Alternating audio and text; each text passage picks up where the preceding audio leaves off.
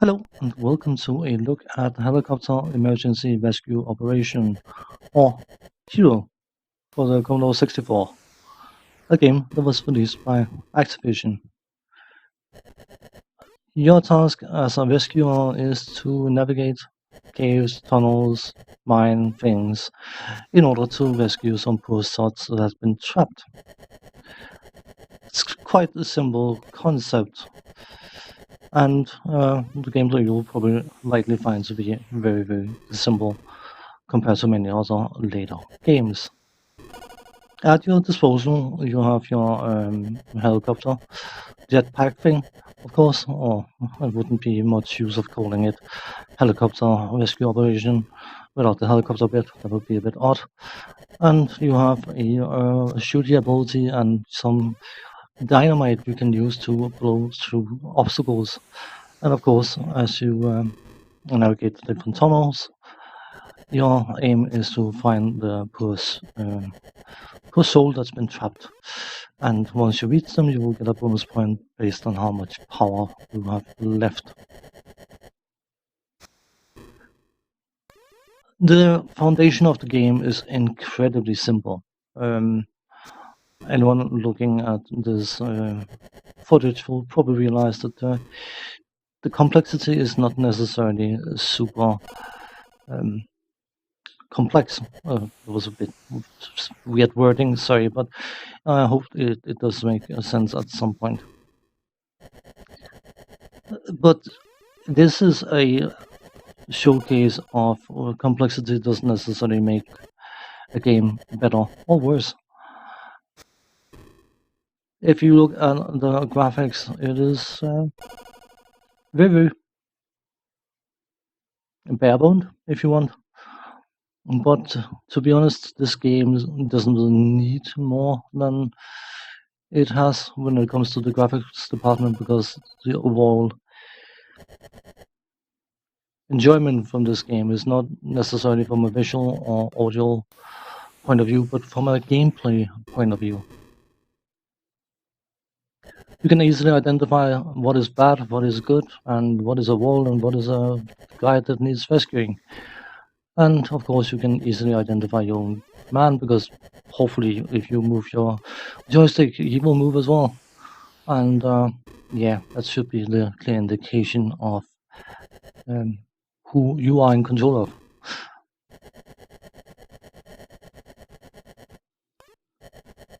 Sound is very, very basic. There's no music of any description, and of course, you have the sound of things blowing up and things being shot, and the sound of your bones being granted by sapping your power and turning it into bonus points. And of course, you also get bonus points when you remaining in dynamite.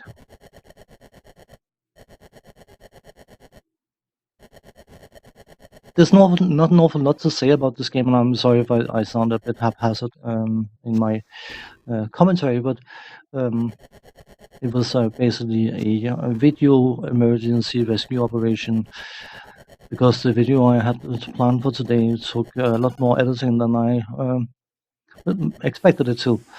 Actually, it could have been done simple, but I know my content may not be epic compared to a lot of other people's content, so I try to make it more epic by spicing up the editing.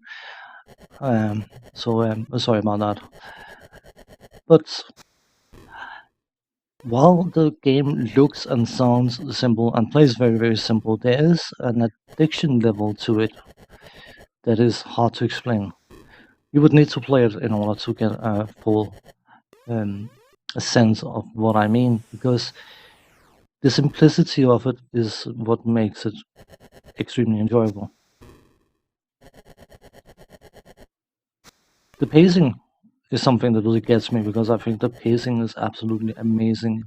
The flow and the feel of the way the game plays is that you having an emergency rescue concept where you moved at about 2 feet an hour would probably feel extremely awkward. And in that regard, this game does not disappoint. The flow is amazing. The fact that you learn each screen as you go along means that you will constantly progress. You will go into the wrong tunnel from time to time. You will be too close to your TNT when it blows up, and the blast radius is actually significantly larger than you may initially think. But it's that fact that you are progressing slightly every single time you play it that gives it that one more game. Just one more game. One more game. One more game. And suddenly you find that you have played 20 games, 30 games, 50 games.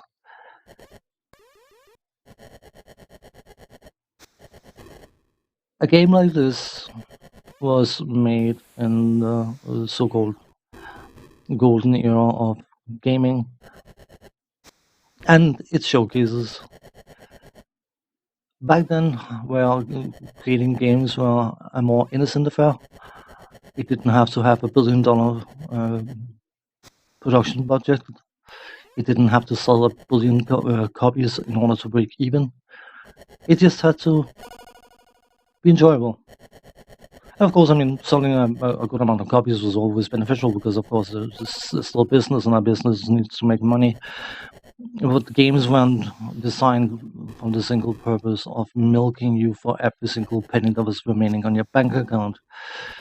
And that innocent time is hard not to miss, especially for us gamers of a somewhat more senior age that experienced buying a game. Don't have to worry about DLCs. Don't really have to worry about microtransactions. Don't have to worry about the internet wasn't even invented at that point. Just play a game, hope it's not crashing, because of course there was no realistic options to getting patched versions either.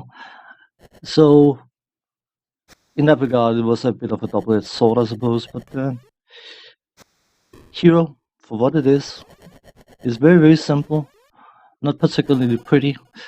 It doesn't necessarily sound amazing, but it has that magic of just one more game. A magic that can last for hours on end. Trust me, I have been there. On that note, thanks for watching. Take care. See you next time. Bye bye for now.